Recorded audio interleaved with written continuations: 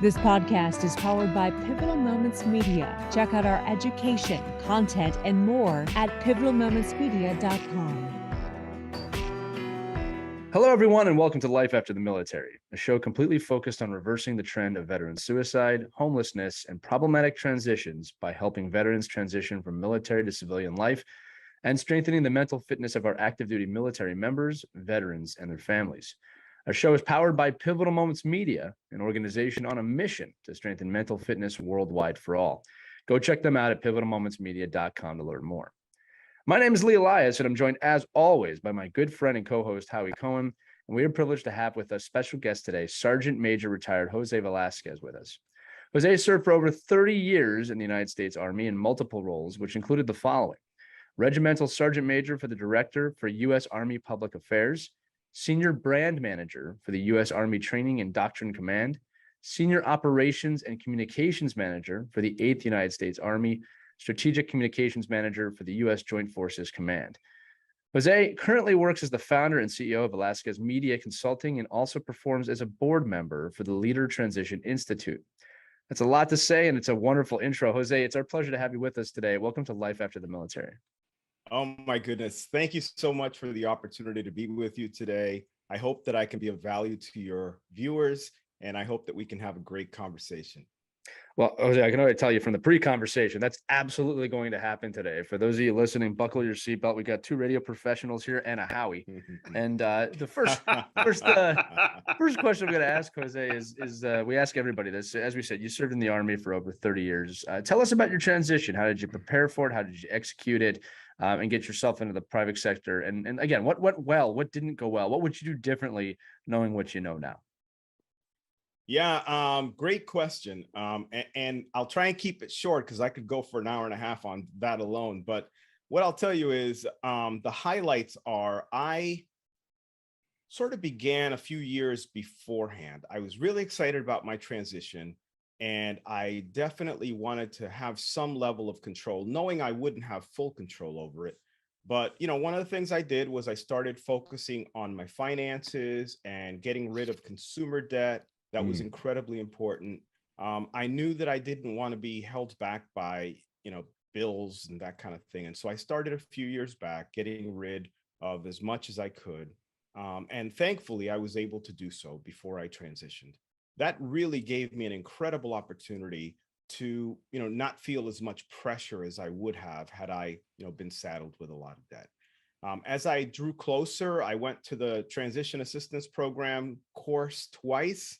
I too slow to go to one, so I had to go to two to figure it all out.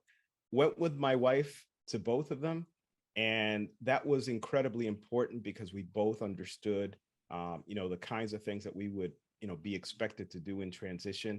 She asked all the right questions that I didn't think of, and I was so focused just on job. And the military kind of points you in that direction, right? That's what you're used to is, what's your next job? Right. But all the important questions: where are we going to live? How are we going to live? What are our finances going to look like? What's the impact on our family, on our spouses? So I had to reconsider a lot of things, and I had to listen to my wife for a lot of that because she really better understood those impacts than I did.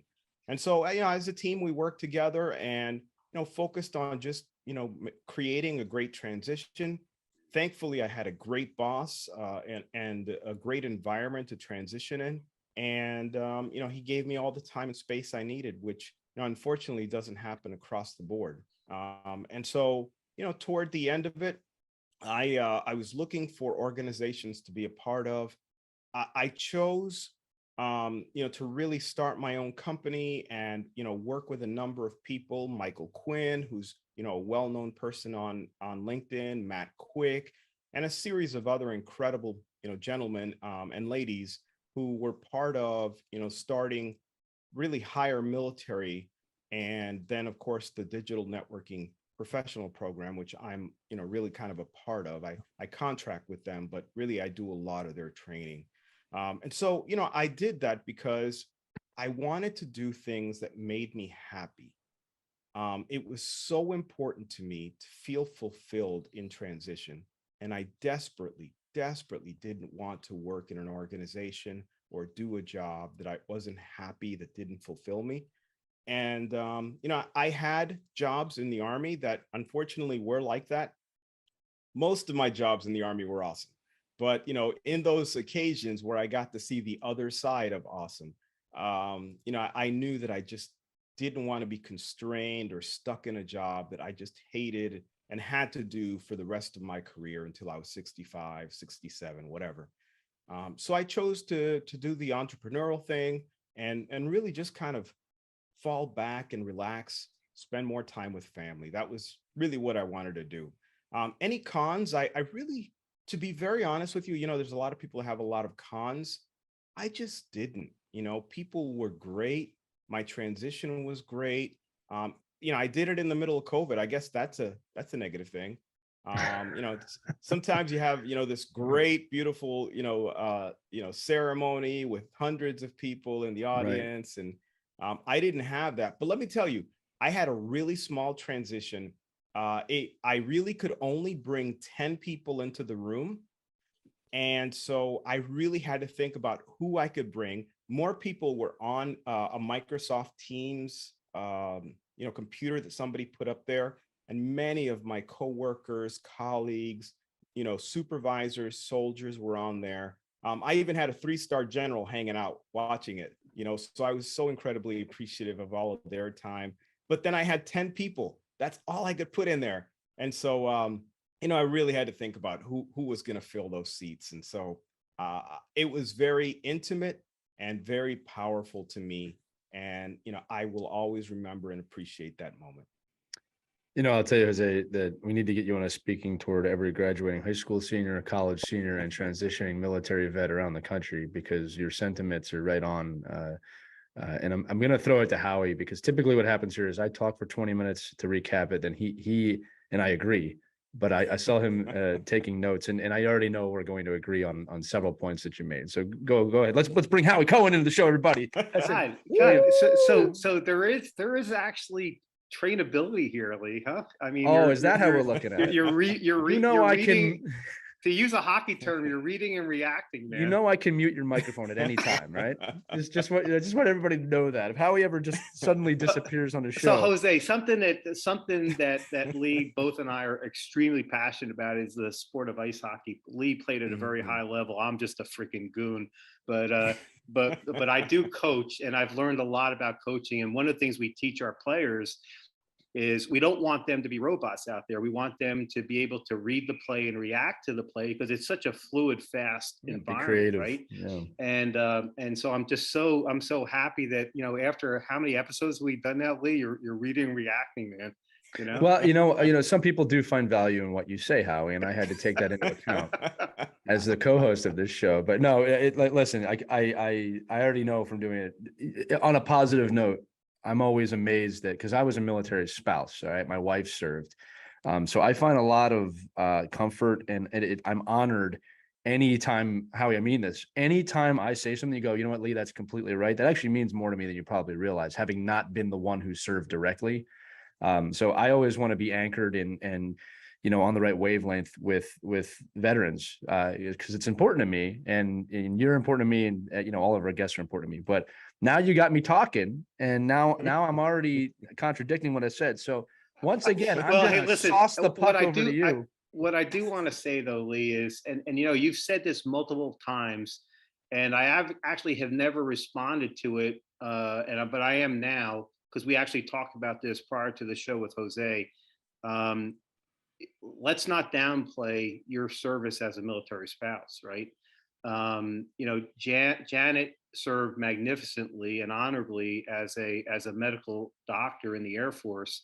But as we spoke about, the three of us, prior to even starting the recording here, how absolutely critically important having the unconditional love and support of a spouse is, whether male or female, right? And I think many times we just assume female. Well, hey, listen, there are a lot of female soldiers, sailors, airmen, Marines, and Coast Guardsmen in uniform and some of them have male spouses, and your role as a spouse was critically important as well, because that freed her up to be able to focus on what she had to do as an officer and as a physician in the Air Force. So so listen, I appreciate your humility, but it's really important to me that I no longer allow you to downplay that, because that was a significant role as well. But to get back to Jose, look, it's fascinating to me, and I actually think it was Matt Quick that we interviewed, who did exactly the same thing. And that was, if I recall correctly, Lee, was reduced his debt, right? Eliminated his debt when he retired. The financial burden sneaks up on a lot of people. And I think it's I'll just deal with that when I get out. And that is not, at any point of your life, in any job, that is not an acceptable way to approach money. Yeah, well, right? And I think it's huge. It's a huge point to reinforce with our audience the value and the importance. If you cannot eliminate it, at least reduce your financial debt, because if you create a little bit of financial space for yourself, now look, the transition itself is going to be incredibly stressful, because it's not something, unlike most things we've done in the military, we've had the ability to perform in a role multiple times. Now, maybe at a different rank, maybe with a different unit, but it's not completely foreign to us, right? Transition from the military to civilian life, or whatever you choose to do, is not something most of us have ever done before. And so that's going to create an element of stress in and of itself. So if you now add to that financial stress, which then can lead to marital stress, now you're dealing with a number of stressors instead of potentially just one. And so the fact that you, Jose, were so insightful to address that early on, and go into your transition in a virtual debt-free capacity is I think a huge lesson to reinforce with our audience. So good for you. I absolutely love the fact that you included, whether you intended to or not, and maybe your lovely wife said, look, I'm going to be a part of this whether you want me to or not, and either way is okay. But the fact that she participated in the process and attended the TAP sessions, I did not do that. And looking back on it, boy, that was a huge mistake. And you were, again, alert enough and smart enough to include your spouse in that process. So good for you. Great lesson for the rest of our audience who's now planning, preparing, and about to execute their transition. And the last thing actually, there's two more things I want to talk about. I absolutely love the fact that right out of the gate, you had the presence of mind to seek something that gave you a sense of purpose and fulfillment. Because what we found, and it's backed by incredible data and research done by the Department of Veteran Affairs, a group led by Dr. Joe Gerasi, who is studying suicide prevention of military veterans, is that one of the key factors that leads to the potential for suicide, or at least suicidal ideations, is the loss of sense of purpose. We've made this point multiple times on this podcast. Howie too, the most successful transitions we've seen have known that. I think it's also like that correlates with the data, right? Everybody who says, oh, I didn't have a horrible transition, that's one of the key factors, is why I had a purpose. Exactly. And right. So that is a critical thing for folks in our audience, is whether it's in what you choose to do for a living, or whether you seek it outside of your workplace. But look, when we are in uniform, we have a sense of purpose. When we are in uniform, we are part of a community. We're part of a tribe, and your ability and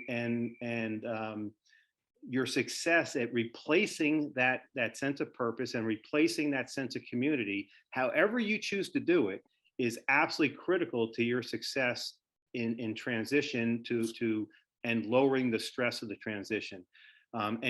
Look, so you're hitting all the key, every key thing that I could think of that'll lead to a successful low stress transition. You hit every one of them, Jose.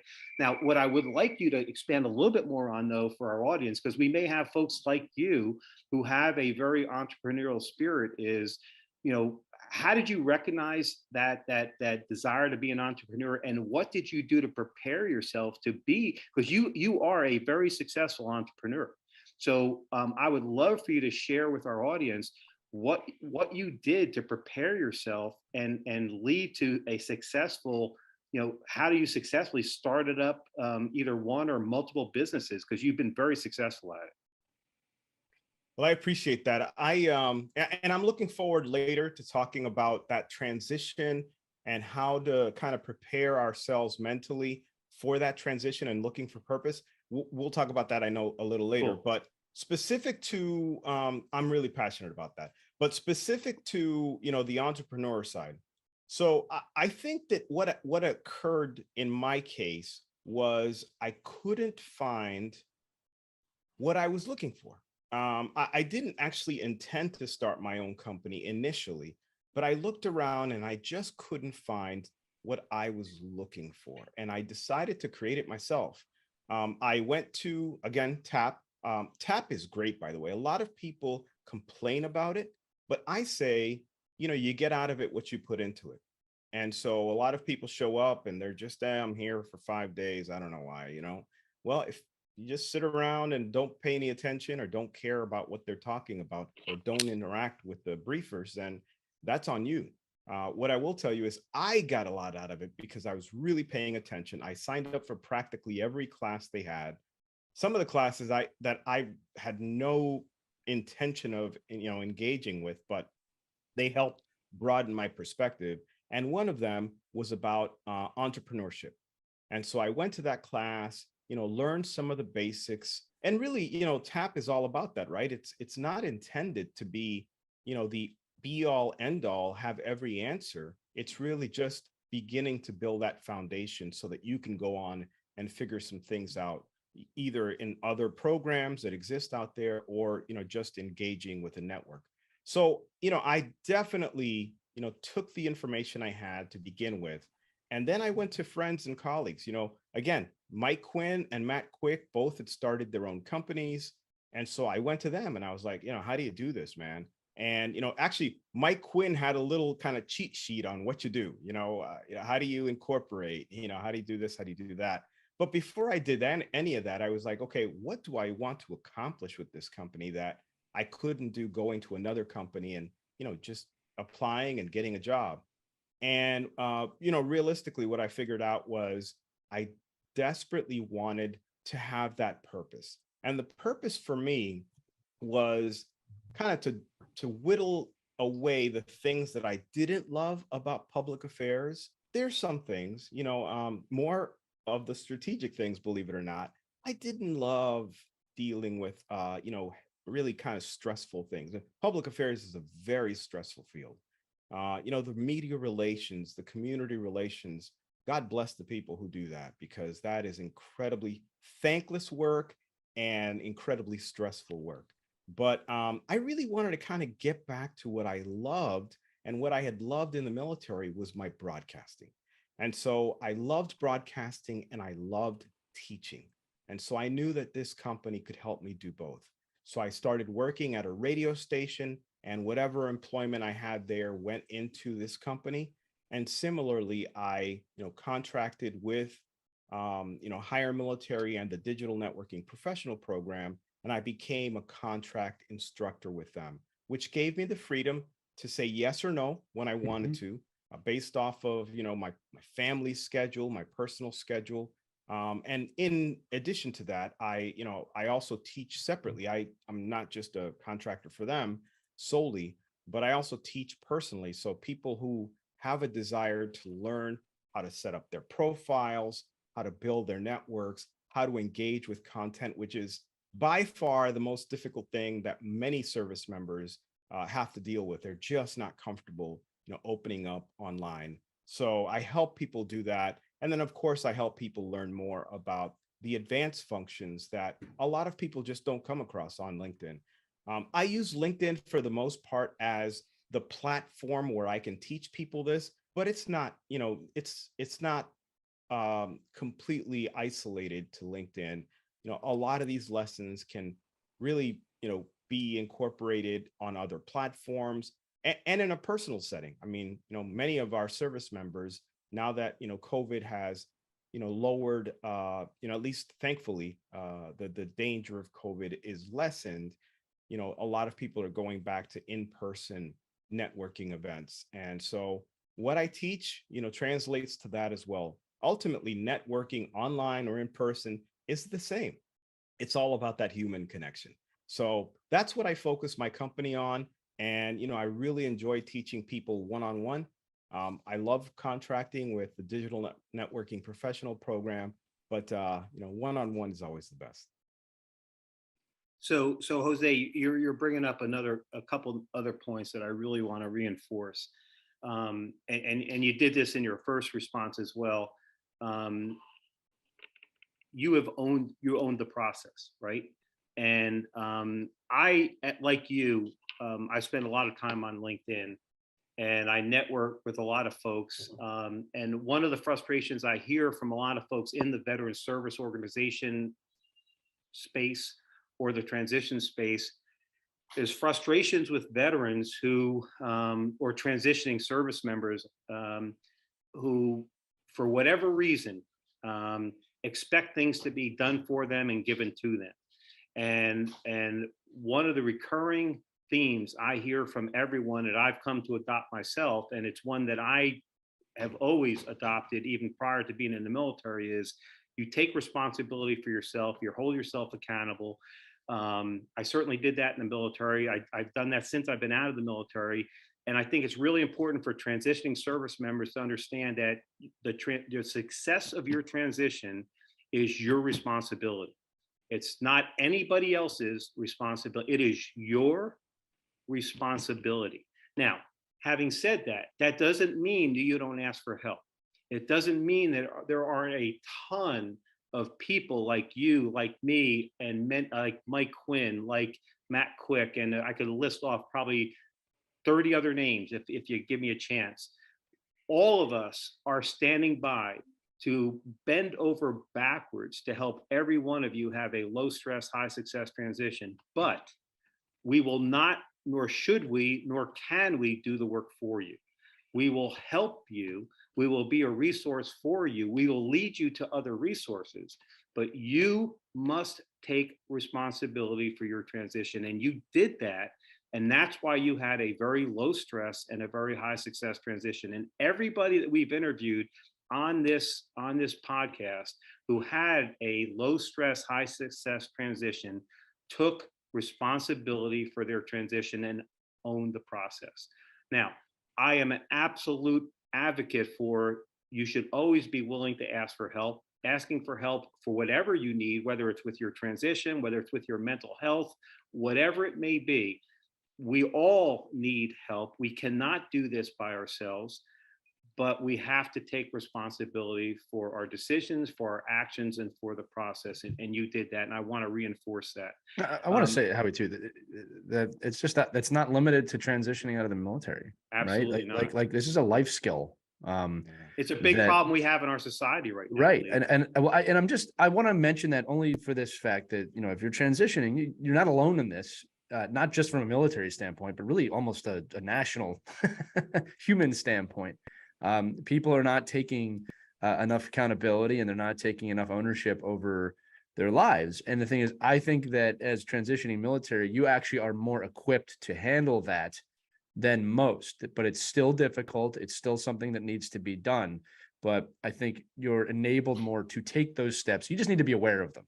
Well, You know what I mean? here's what happens. I'm just gonna call a spade a spade. What happens is some folks let their ego get in the way. Right. Some people believe because they've achieved a certain level of success or rank in the military that they are owed something. That because they were in the military and served, that they're owed something. And you know what? You did get something. You got paid for your service. You got a certain amount of training. Sure. You built a certain level of self-confidence. You got to experience things that most other people, like more than 95% of the people in this country have never experienced in their lives. That's how you got paid, right? That's what you got. Now that you're transitioning, it is on you to to own that process. And again, I just think that's an important point to make. Absolutely. And Yeah. I want, go ahead, Jose. No, I was just going to say, I think the issue is as people are getting ready to transition, and based on what you were just saying, Howie, I think that the whole rank thing, I can talk about that in just a moment, or my opinion about that. But separately, I think one of the issues that occurs is, when we're in the military, I don't know that enough service members really appreciate the fact that we are taken care of. Everything is relatively done for us. We It's just true. show up and do our job. I mean, if you think about it, yes, we transition. Service members will argue with me and say, no. I had to do all this stuff. I did everything for myself in the military. No, you didn't. No, you didn't. You get a set of orders. Yeah. The orders tell you what to do. They're Right. called orders for a reason, right? So you're being ordered to a new location. Movers show up. Right. Yeah, sure, you make the appointment, but movers show It's up that you paid don't for. pay for. Right. Yeah, they take your stuff. You're told where to go, when to go, how to go, what uniform to be in. And so you show up, your family is relatively taken care of. At least the information that you need is taken care of. You're still getting paid, and you're still in the same organization. You still wear the same uniform when you get to the other place. The rank structure, the system is still similar. Sure, you might have different, bosses with different, personalities, but it's all very similar. Right. Getting out is a totally different thing.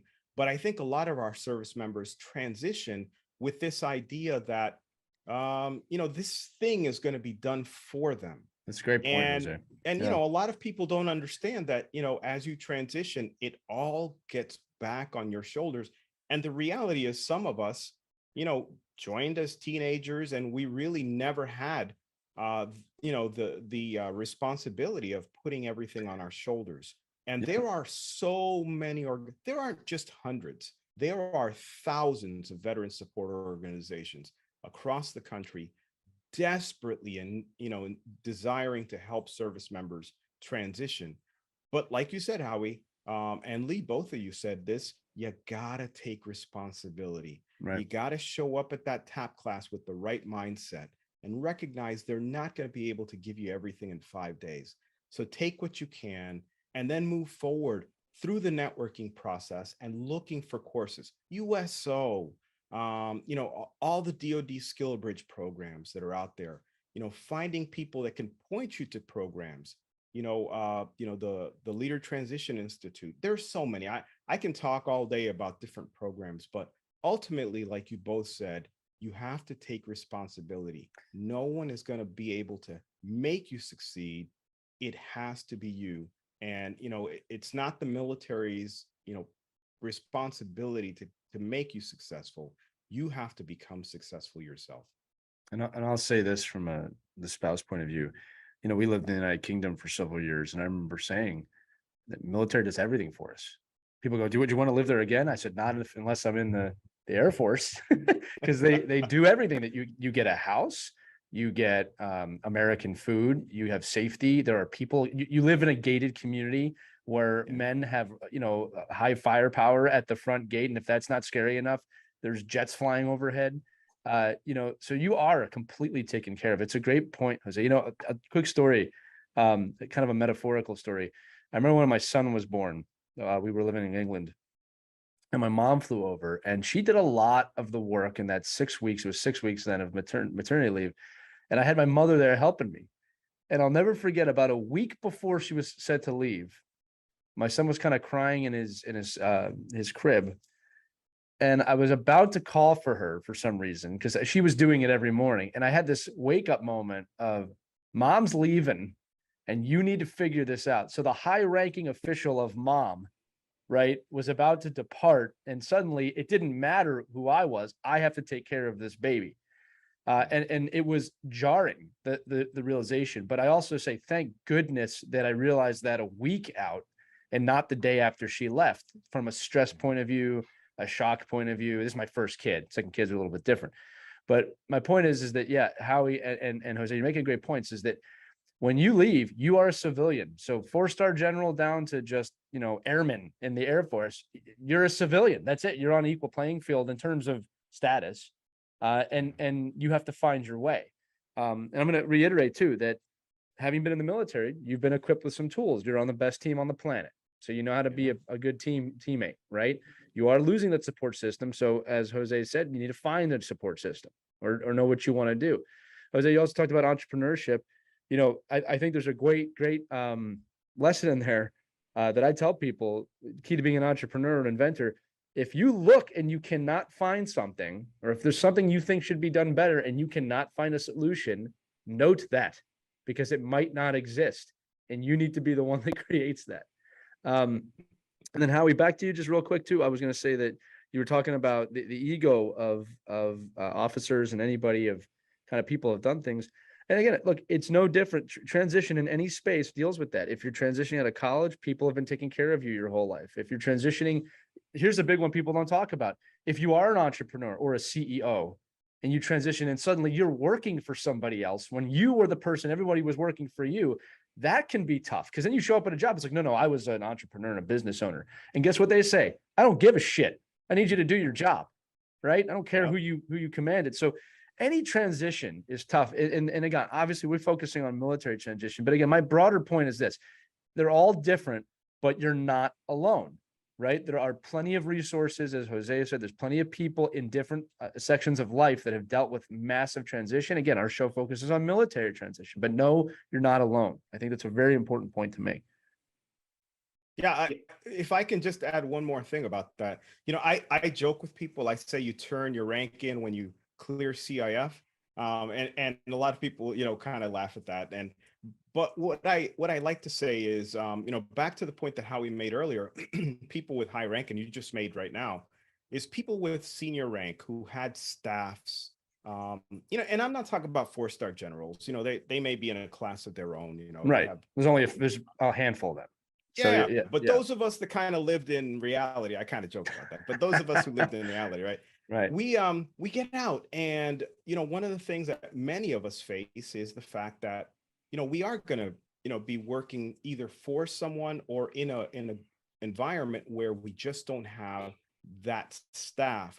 I've got a really good friend who got out. He was a senior member of the military. He got out, he took a contract job with, the company that contracted with the Pentagon, and he was given a cool title. And so he felt really good about himself, right? When he got home, he'd be like, hey, I'm a director, senior director or something, right? And so he was very excited and happy. His first day there, being the director of operations, there was all of this expectation. He was supposed to know certain systems. He needed to know, a lot of cost efficiencies. He needed to know particular programs that exist out there that you just don't know while you're in the military because you don't know them. Software programs, flow programs, productivity flow programs. He showed up and he was like, okay, well, I'll get my staff to do some of this stuff while I'm learning these systems. And his boss said, you don't have a staff. Dude, you Right. you are got the to figure staff. this thing on your own. Yeah. So I mean, he said there were really long nights reading through manuals on how to do this and that, the other thing. And it was an incredibly high stress job. And he felt like, he really didn't understand, and to the point that Howie made about, the people looking for that purpose as they transition, again, I don't know that the military can help you understand. I always say, there's literally no one in the military. Now, someone may argue this with me, but I'll say there is no one in uniform, not a single person in uniform that understands military transition. And it's no experts. Now, there is people who help you transition. There are zero experts, because until you do it, you can't be an expert. And I tell people, you can only be an expert on your own transition. Right. You help other people with, generics, but, everybody had their own kind of story, their own experience. But I will say, for people who are very senior, what I like to tell people, and I think this is reiterated online left and right, and a lot of people will take offense to this, is don't take your rank with you, and people say, oh, I was a colonel, I was a sergeant major, whatever.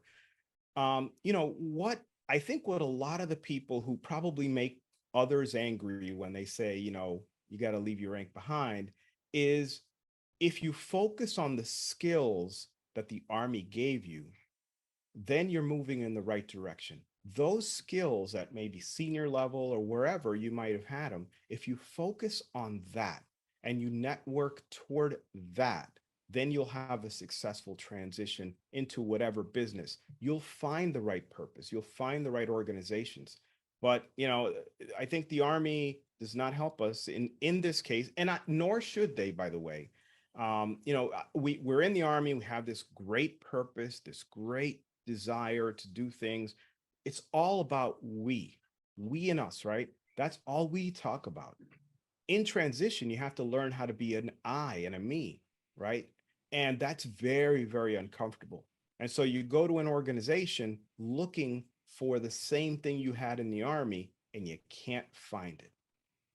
There are very few organizations. And again, people will take offense to this, and I hope they don't. But in my opinion, there are very few organizations that are going to give you the purpose that you felt in the military. And I'll tell you, a lot of the purpose may very well be, as Howie mentioned earlier, outside of your job.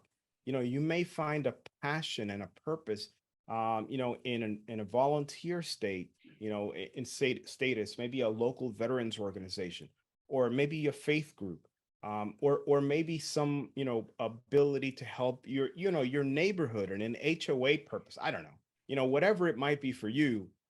That might be where you find your purpose and that feeling of being part of a team. It may very well not be, and I would dare say it probably won't be in your work setting. Yeah, and listen, that's a great transition, actually, because I want to spend some time talking about the Leadership Transition Institute. I had the privilege to link up with Annie Brock and go through their program, which, oh, by the way, the course is named Changing Focus from We to Me, right? Which is exactly what you just talked about, Jose. So let's talk about that. I know you've been through the program. I know you sit on the Leadership Transition Institute's board. I know you're an advocate for them, and I want to give you every opportunity to spotlight what Annie and her phenomenal team is doing. And then I would love to maybe highlight some of my personal observations and experiences, but let's talk about that. If you would, just talk about the LTI, talk about what they're doing, talk about the value you got from the program, because in my opinion, I think every transitioning service member who is capable of doing it should go through this program. But let me let you talk about it a little bit. Yeah, well, I'll absolutely agree with what you just said. In my opinion, every service member who can should take the course. And the reason is this: there are a lot of courses out there that teach you how to dress, right? How to dress well, how to create a resume, how to, how to look for jobs online. But the one thing that most of those programs don't do is exactly what we need at the moment of transition. It's learning how to go from we to me. It's uncomfortable. We don't want to do it. It's not in our nature, especially the longer that we're in the military. But we have to learn how to be an I, because being an I is really the only way to succeed in the business world. Now, that doesn't mean it's about being selfish. I think too many people think about it being as a selfish process. But the faster that you really appreciate what being an I means, the faster that you can succeed in the business world. The Leadership Transition Institute provides the training to help you learn how to change your focus. And I know it's called Changing Focus, going from we to me, but I think that title tells you everything that you need to know. It's a program designed around helping you to learn how to do that transition. That mental transition is the key. It is absolutely the key. And I can't find another program that does that. I really wish that it was kind of the continuing program after TAP, to be honest with you, because before you learn how to create a great, resume, before you learn how to dress well, before you learn how to, I don't know, write your, fill out an application, I think that you need to change that mindset. I try to do it on a personal level. As I interact with people and teach them about LinkedIn and teach them how to set up their profiles, for example, I help them go through that. But I only help them go through that and understand that and really get them thinking about that because of the training that I received at the Transition Institute and their program. And I'll tell you, if you want to change your mindset, if you want to be successful in transition, you know, I, I sit around and think, it's not a tangible, it's hard to express what this course does for you. And so I think too many service members dismiss it and don't fully appreciate this process. You must go from we to me. There will be no organization out there that you work for. And I know people will say, yeah, my organization. And I ask people, that's going to take care of you or is going to be as inclusive as the Army was. And again, somebody will say, no, my company's the best, right? They got a kitchen over there with the coolest drinks, right? And I can, I don't know, play, hacky sack outside, during my lunch break or whatever, right? I can take a nap. They've got a nap spot out there. Okay, cool. But what I tell people is if your company really loves you, when they lay you off, are they going to pay you? When they send you away, when they fire you, are they still going to pay you? Because you still have bills. And if you were really a family, would they pay you after you left the company? Of course, they're not going to pay you. It's a business. And while you really should have, a familial or, really close relationship with your fellow colleagues, um, that's the best kind of environment. And you really might be working toward a common goal. I would hope so, right? And so there's that, good thing, in great organizations, but it's not the Army, it's not the Air Force, it's not the Navy, it's not the Marines, it's not the Space Force, it's not the Coast Guard. You're never going to have what you had. You can get close, but you're never going to have what you had. Again, ask yourself, are they going to pay me the day after they fire me? Of course not. Business is business. But what I will say is this. If you don't transition from the we mindset to the I mindset, it will be incredibly difficult to find the right organizations to be a part of after you leave. And find your way out there in the civilian sector, not just through your business entities. And so I really encourage people to take the course. My goodness, it's free. You can't beat free, right? And so, I think they've got like a $35 deposit that they immediately give you back. And it's really kind of designed around, hey, look, they're going to send you a little box with some freebies and some stuff you're going to, go through in the course. Believe it or not, it's got Legos in it. There's a purpose for it. You take a photo, you make a painting. I can't draw a straight line, but I drew that painting back there over my shoulder. Oh, very cool. Of course, yeah, it's one of those things that they help you do, but all of it is intended to help you transition your mindset. If you don't do that, it is incredibly difficult to succeed. I really encourage people to participate in the course. The deposit is given to you on day one. The moment you show up, it's back in your bank account. They hold no money. Again, it's just to make sure that you show up because those boxes do have a price. And the organization covers that. But how did you find them, Jose? I found them by happenstance, and so I really work hard toward helping people see. Many of my posts point people back to that program. Not all of them, of course. I'm not limited by that program, but many of them point people back toward that program. I think there's a cadre of us. I shouldn't say a cadre, an alumni group of us that really focus on helping people get to this transition space and succeed there. And again, I just can't think of a better program.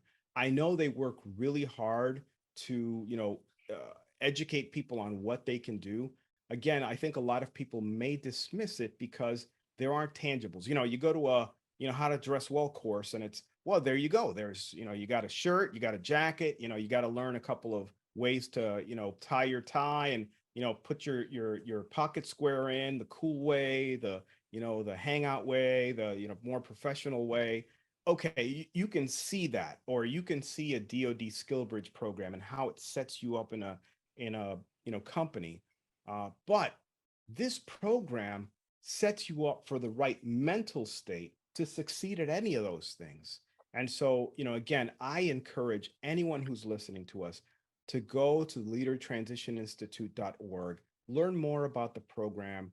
And if you're a transitioning service member, if you're a military spouse, if you're a veteran who transitioned within the last couple of years, please take the course. It changed my life. I know it'll change yours. So let me just share a couple things with the audience, right? Because I transitioned out of the military in 2007. Well, actually, I got out of the military formally in 2007. I actually started my transition in 2006. So I've been out of the military for 16 years, right? I just went through the course a couple months ago. I'm a firm believer, and before I spotlight any veteran service organization or any organization that is spouting to help veterans in their transition, I'm gonna assess them myself. I'm gonna research them myself, and if they have an offering, I'm gonna taste test the offering myself. I found Annie on LinkedIn. I forget exactly how, and I spend, like you, I spend a lot of time on LinkedIn. And when someone posts something that's interesting to me or comments on something that's interesting to me, I research them, and I think that's how I found Annie, and we started a conversation. And when we met, and I'll always set up a Zoom call or some kind of a call to have a face-to-face, because I don't like doing things strictly virtually or electronically. And then when I met Annie, I knew that she was the real deal, right? Annie was an aviation captain, was a pilot, a helicopter pilot. Her dad served in the military in special forces. And she has dedicated her adult life. She actually took her inheritance and put it into developing this course. That's how all in she was in helping people. Well, when I met Annie, and then after talking to her, I asked her for permission to be included in a cohort, which I completed a couple months ago. It's about a 4-day commitment.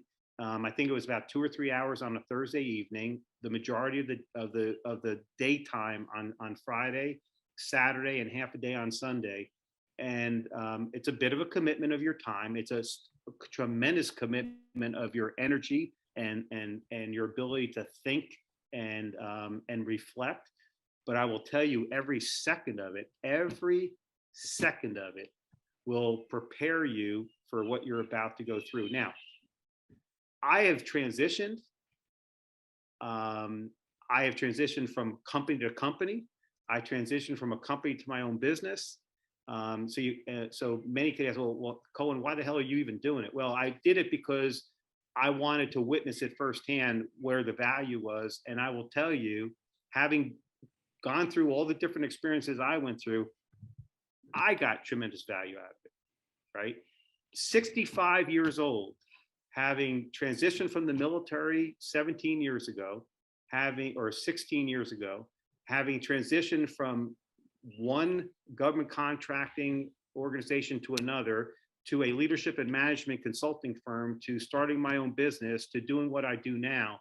So I've had multiple transitions from business to business, and I got value out of it, right?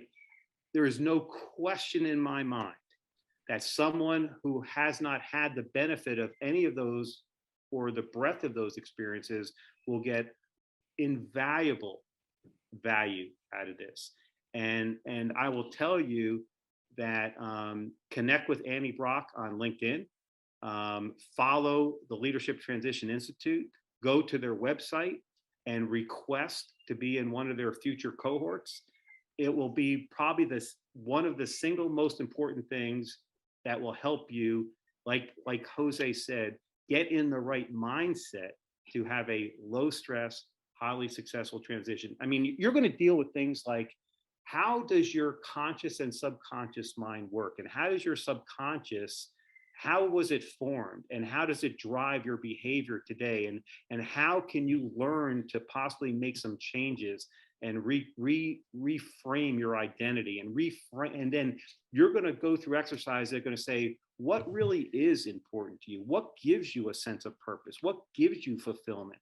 And you're going to do deep reflection on what that might be that may lead you to a job that will be much more purposeful and fulfilling for you, or an activity outside of work that will be much more purposeful and meaningful for you. You will go through an assessment, a DISC assessment, DISC, that Annie and her team are certified to deliver, that will give you insights into your personality and how you process information and what motivates you, what inspires you. I mean, Annie will sit down with you if you choose to and go over your LinkedIn profile and tell you what you're doing well and what you need to change to be more valuable to the marketplace, right? And how to best represent yourself.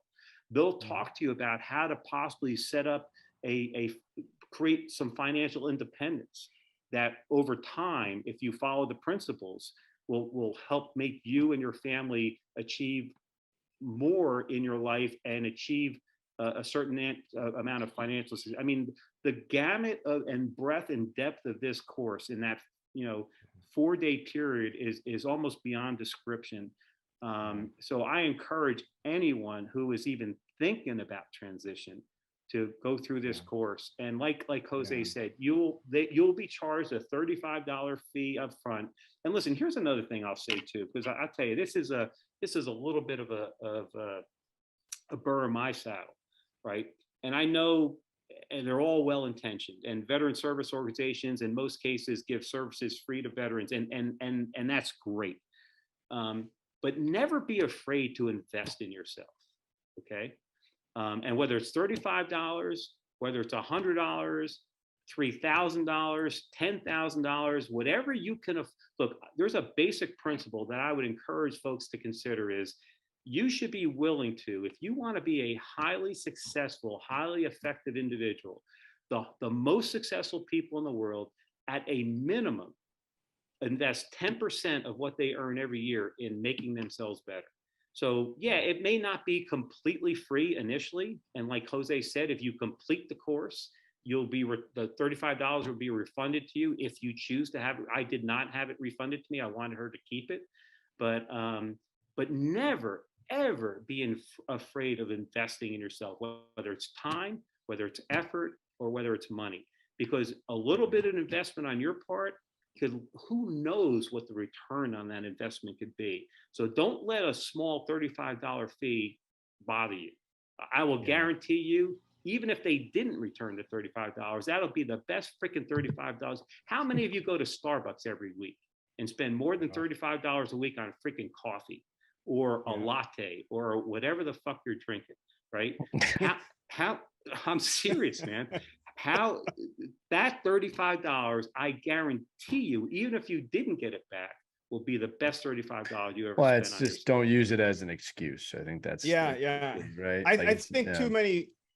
Yeah, I think too many service members. Again, the military makes us very comfortable with free stuff, and when you're transitioning and you're putting that responsibility on yourself, if you haven't done what Howie was saying, this is the time to start doing it. You have to invest in yourself. No one can do this for you totally. Matter of fact, the way Annie works is she purposely schedules this 2 days or on a weekend. So you only miss 2 days of work. Your boss, there's a far less chance that your boss is going to say no to you. Your boss would be a bad boss if they don't. And it's really only 1 day, right, Jose? Because it's Thursday. It's usually a Thursday evening. Right? That's correct. It is. You're right. It is a Thursday evening. All you really have to do is Friday. I mean, Annie couldn't make it easier for you. And again, as Howie said, $35. Come on. and you're going to get it back anyway. But as he said, even if you had to leave it there, come on, it's about you. You're trying to help yourself. It would be ridiculous for you not to take this opportunity. And I would just finish off by saying leadertransitioninstitute.org. That's leadertransitioninstitute.org. Go to their page, read up on it. I highly encourage you to take the course. I want to say this too. I don't think this was really covered, you said earlier how it could be uncomfortable going from we to me, which I agree with. All right. And I'm a very we centric person. Here's the deal for anybody listening. If you are a we centric person, if you are someone who wants to support others, if you want to help other people, if you want to continue your service after you're out of the military, you cannot do that if you do not first help yourself. And to me, that is the key. If you don't have the tools for yourself, you cannot give them to other people. So when I look at something that's we to me, while it can be jarring on the surface, the truth is you have to help yourself before you're even in a position to help other people, or you will not be able to help anybody. You'll help far less people than you wanted to, right? And I've had this conversation with many people, a lot of the military, of, well, I want to help people. Then you need to get yourself situated, because if you are highly stressed, if you are in an emotionally compromised state most of the time, if you have problems in the house with your family and your children, you're not in a position, you need to help at that point, right? So helping yourself is in turn the key to helping others. So that's my takeaway from what I'm hearing here, right? Yeah. Is that if you're truly and deeply committed to service beyond the military, this is something you have to do, right? And never assume that you just have it already. Nobody does. That's a guarantee. Other thing I wanted to say real quick, Jose, you talked about other companies saying, no, we're the best. We know what we're doing. Look, I'm an entrepreneur, I'm a business owner. I will never say that we've got it, because the truth is it's an evolving matter. I am striving daily to be the best we can be, and we will never achieve the goal of being the best, right? And that's okay, because the journey is what matters here, right? So just anybody transition, you're looking for a company, perks and stuff are great. I said this on a previous episode. The question I ask of every single person that comes in for an interview, first question is, what are your goals and how can we help you get there, right? And it's okay if the answer is, I don't know, by the way, right? But I am looking for someone to say, well, I would like to figure out what I want to do moving forward, and I'm looking for a place to figure that out. Or I know I want to go in this direction. Your company is a great fit for me because of this. I don't assume as a business owner, this is their final stop. All right. And if it is, great, but I don't assume that, right? So any business owner worth their salt is taking that ever long, ever growing evolution, right? There is no best company, right? I can show you an Amazon employee that loves it and hates it, all in the same breath. Mm-hmm. So I just wanted to say that again, focus on the me in order to help the we or create the we. Hey, Lee, so listen, in the interest of time, I think we've kind of addressed our next question. I know Jose spoke a little bit about the digital right professional program. And I want to be very respectful of Jose's time right now. If you don't mind, I'd like to actually jump to the last question. Right. So, but Howie, but listen, I know. I am no, trainable too. I was just gonna go there, Howie, because this is like the 6th episode in a row. No. Listen. I recognize my error. Okay, I'm taking responsibility. I'm not going to give you. I'm holding myself accountable. Okay. Yeah. I know that you have something that you want to address before we get to the last question.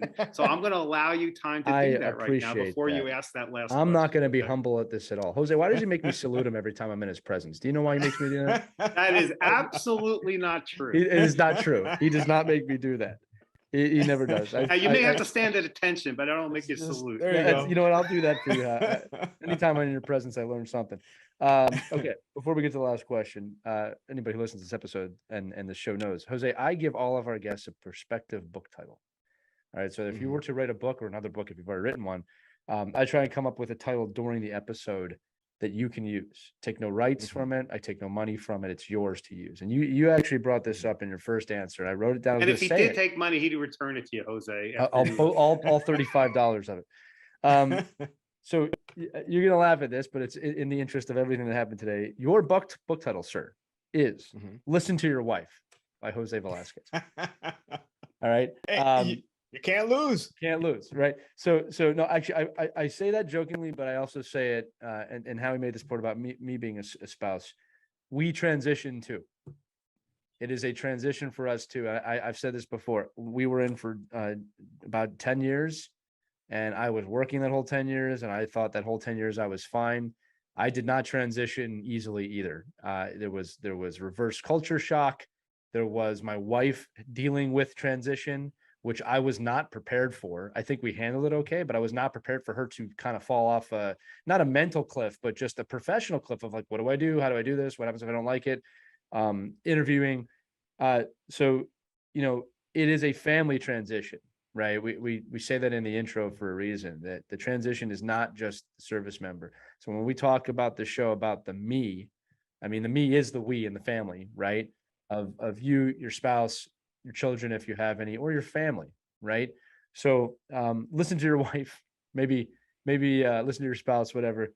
That is an important point. So the final question, Jose, we ask this of all our guests as well, is Pivotal Moments Media, we're all about mental fitness and expanding that. And there is no right way to do mental fitness. There is no way to achieve mental fitness. It's an ongoing struggle, and it's an ongoing experience, right? So with that said, how do you practice your own mental fitness? Have you had struggles with mental fitness?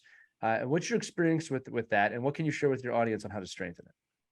Yeah, so that's a great question. Thank you. So I'm going to cheat a little bit, guys, and I'll do this really fast. Digital networking professional program and my program online. I just want to share that, digital networking is incredibly important. So separate from your question, I just encourage people to focus on creating a profile on LinkedIn Right. that really speaks to them. I encourage you to do that because it really helps people understand who you are, connect with you, and engage with you in a positive way, building meaningful professional relationships. And happy to help people with that. Separately, and going back to your question, I'll tell you what, I struggled with my mental fitness. I had a job where I worked for the Sergeant Major of the Army, and wherever he went, I went. I was tied to his hip. I was his PAO guy, public affairs guy. And so literally wherever he went, I went. And, I was kind of, the guy listening to him in the background, taking notes, taking photos, making sure that I was helping him tell his story, writing speeches. And so, as part of that, we traveled so much. And him being a caring leader, he desperately wanted to be where the fight was. So we spent a lot of time in Iraq and Afghanistan, in Kuwait, and places like Djibouti in Africa. And that took a toll on me over the 2 years that I worked for him, because I saw some things that, in Afghanistan and Iraq that were, pretty terrible. And then going back to Afghanistan after that assignment, I spent 15 months there as a first sergeant, which meant I had to focus on taking care of my soldiers and helping my commanders succeed. And being a first sergeant is an all-encompassing job. It's kind of like being a commander to some degree. It's all-encompassing. It's all about taking care of your soldiers. And I had soldiers in 3 locations. And going to those locations and some of the experiences I had were incredibly difficult. When I returned, I had a really difficult time leaving some of those experiences behind. I didn't know why.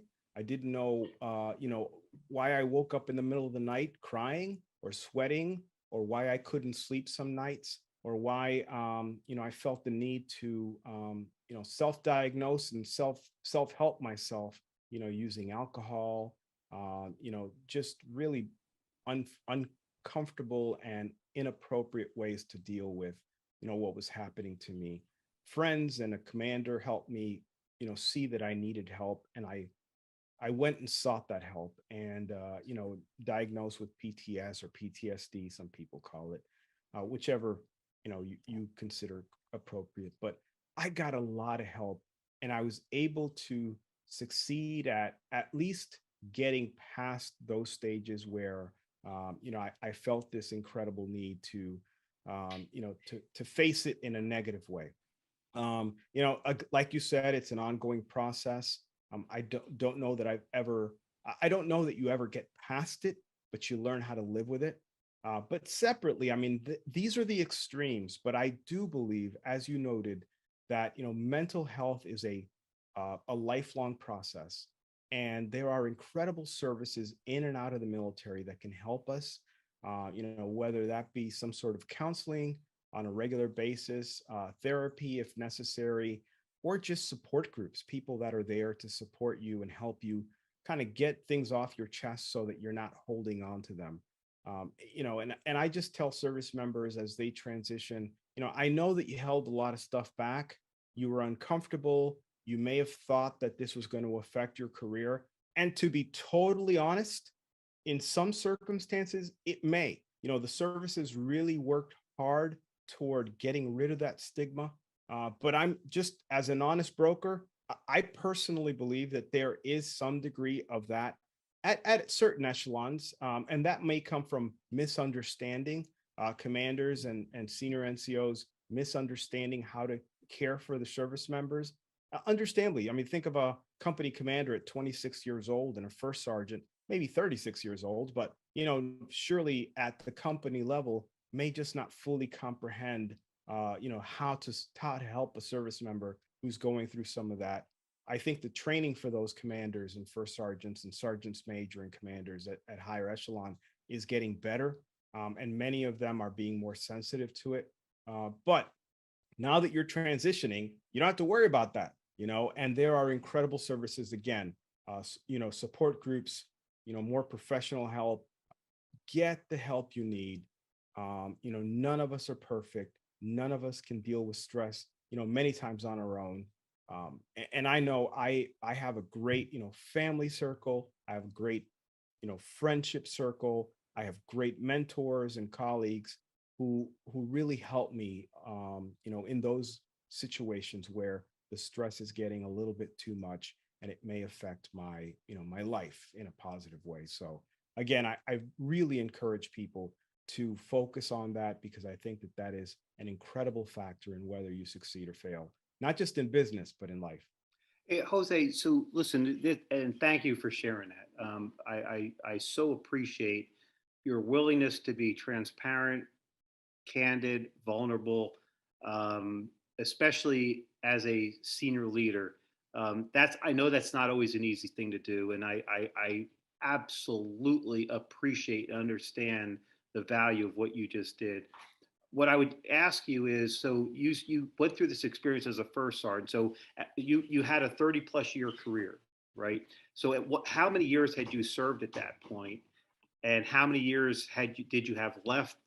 Because listen, I find it fascinating, and I applaud you that you recognized that you had a problem and that you reached out and sought help. Which in my mind is actually a sign of incredible strength, not in weakness, no matter how anybody else wants to define that. I really don't give a shit. That is an incredible sign of strength and not weakness.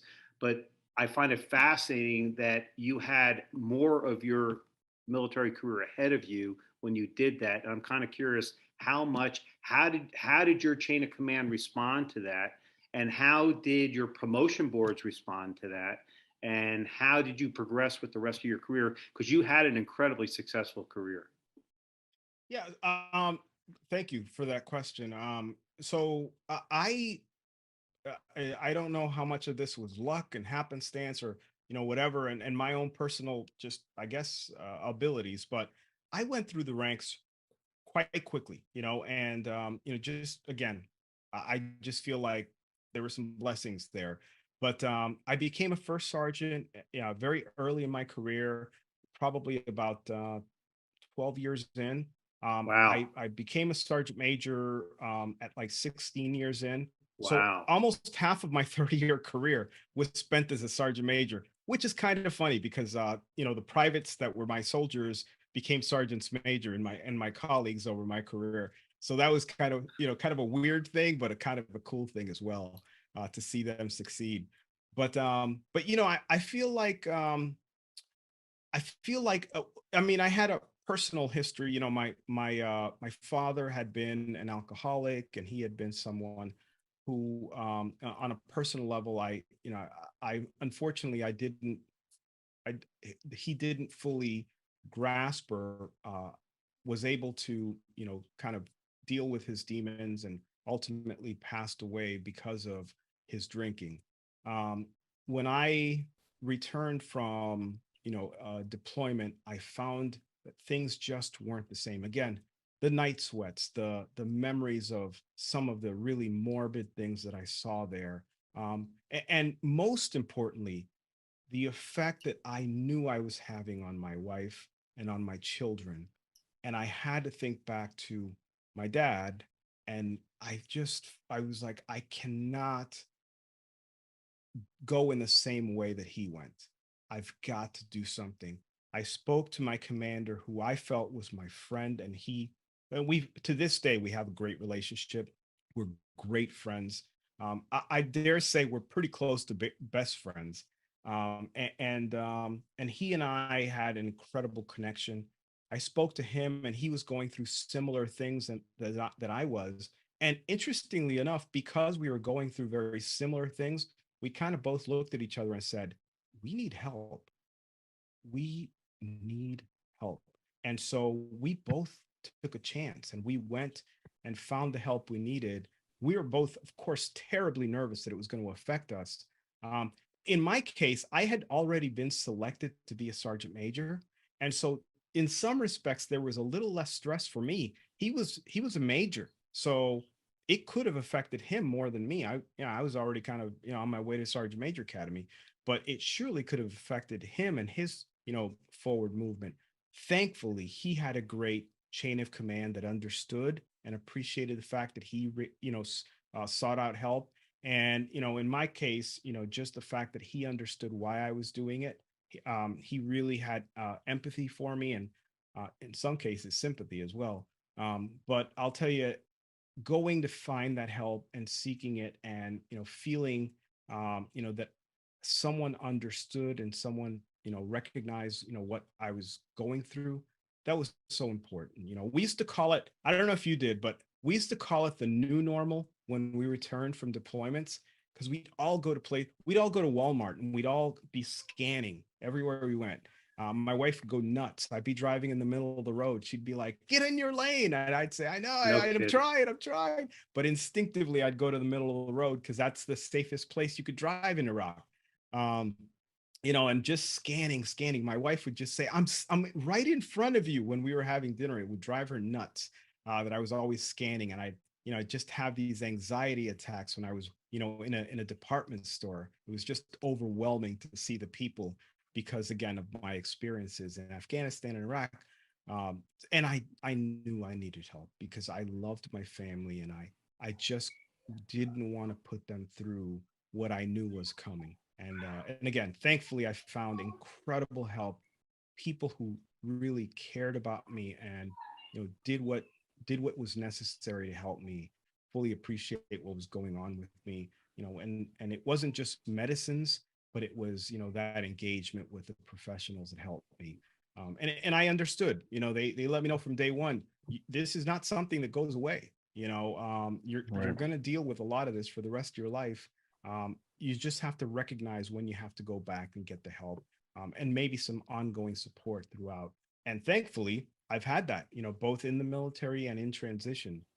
Again, on this side of it, I've just had support groups and people that really, understand me. And that's been enough. But, the VA is down the street from me. So when I need that help, I'm happy to go down there and find it, in a professional setting. And Jose, I don't know about you, but I find that because I didn't do this for the longest time, and Lee's heard this before.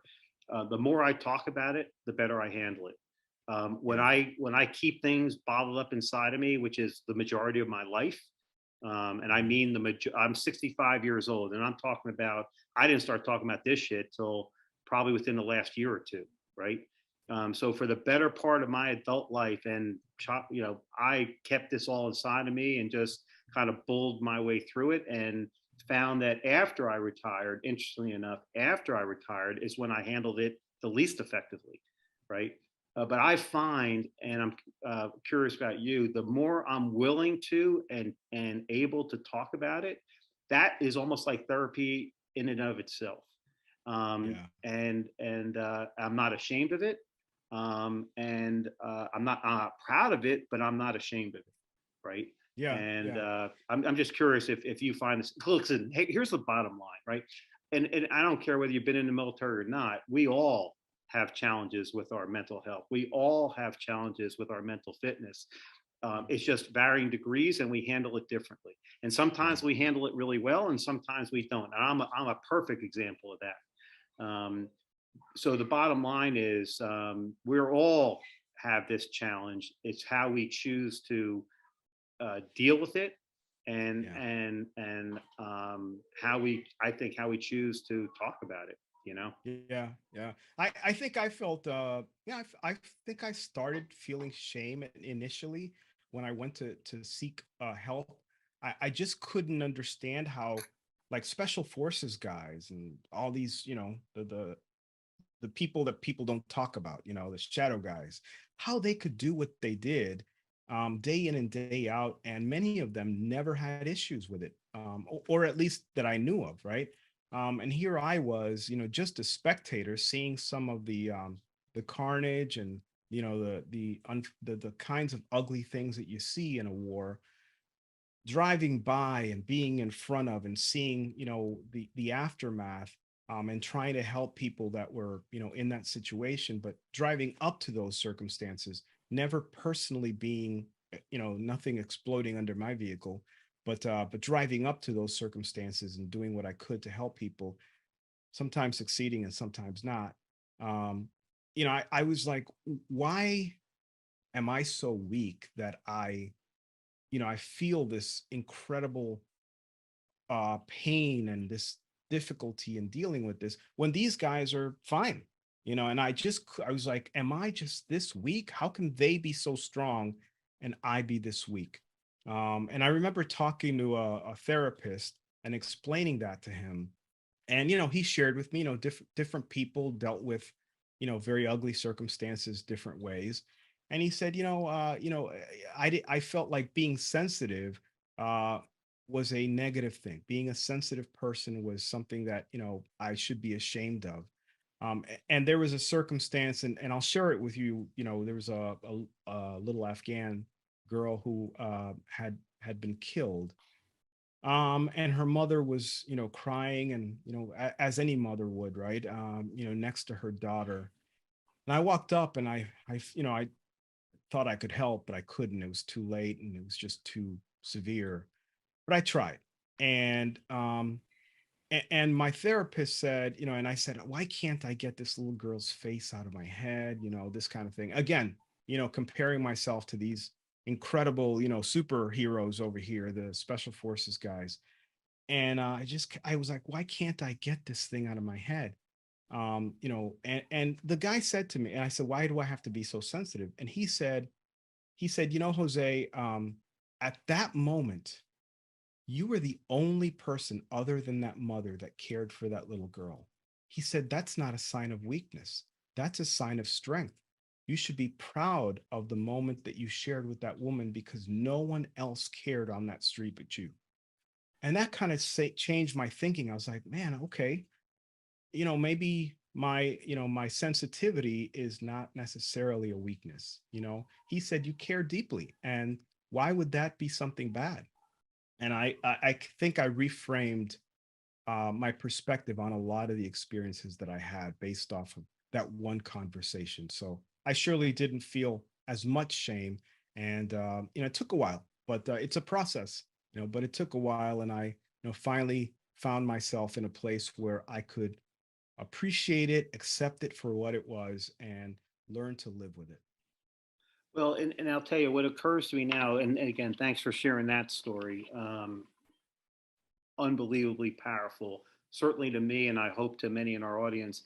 But that having this kind of context, I mean, explains to me why you do what you do now, right? Why you have such a strong voice in the military transition workspace, why you are revered. And I mean that and I don't mean to overstate that for a second, why I have so much respect for you and so many others who have any contact with you in any form or fashion on whether it's LinkedIn or other social media platforms or personally with you. I'm sure I say this for many, how much we appreciate and care and appreciate your caring, deep, sincere caring for others and the work that you do to help transitioning service members, to help military spouses, to help family members. It is apparent to me now what motivates you and drives you to do all the things you do. And I just want to say that it's been an absolute honor and a privilege for me. And thank you to my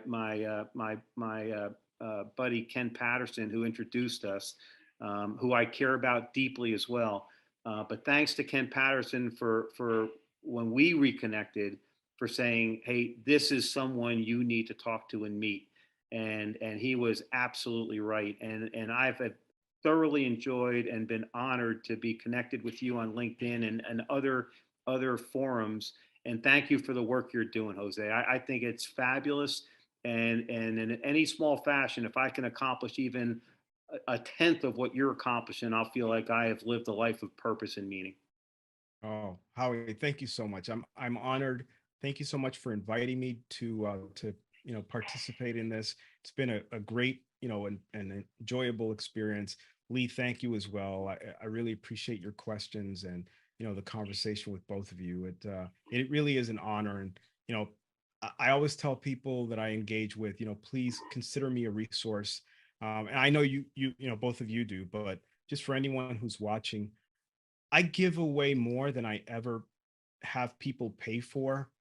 I think I give away practically my entire course in one form or another in some of my writings and my conversations with people when I do Zoom calls. They're always intended to be just initial calls that lead to business, but somehow I end up giving them away a free course, and they walk away. I'm like, I got no money out of that. But realistically, I just have a great desire to help not just transitioning service members, military spouses, veterans, and oh, by the way, transitioning corporate people as well. I don't focus just on military people, but there are people, going from company to company that, that really need to, figure out how to network, how to, find ways forward. And I'm there for them as well. So, thank you for the kind words. And, you all mean the world to me as well. And, what the work that you do, makes a difference. And thank you as well. Well, Jose, it was a fantastic episode. And for those of you listening, this is someone who we said has gone from we to understanding the me to in turn help the we again. And I think that is very apparent if you stayed with us the whole episode. So I'm going to close it on that note because I think you said it all, man. Again, I want to echo Howie and tell you we appreciate you being vulnerable there. I think that is a sign of strength as well. All three of us do. So important to know. But with that said, you've been listening to Life After the Military. Again, we're powered by Pivotal Moments Media. We hope you receive value from this podcast. I know I did. So make sure you subscribe to us, rate us on whatever podcast platform you're listening on. Share it with others that need to get the word out. If you're listening to this, we appreciate it. You probably know someone that needs to listen to it. So make sure you share that when you can. And check out pivotalmomentsmedia.com. We have a lot of other channels focusing on everything from overcoming adversity in sports, how inspirational women inspire other women, building mental fitness in the workplace, how artists of all types overcome adversity and strengthen their mental fitness. And of course, we have our Mental Fitness Education Center with other inspirational, educational, and entertaining content. If this is a space you want to be in, check us out. So for Jose Velazquez and Howie Cohen, I'm Lee Elias. Thanks so much for joining us. Keep an eye out for more episodes of Life After the Military soon. Have a great day, everybody.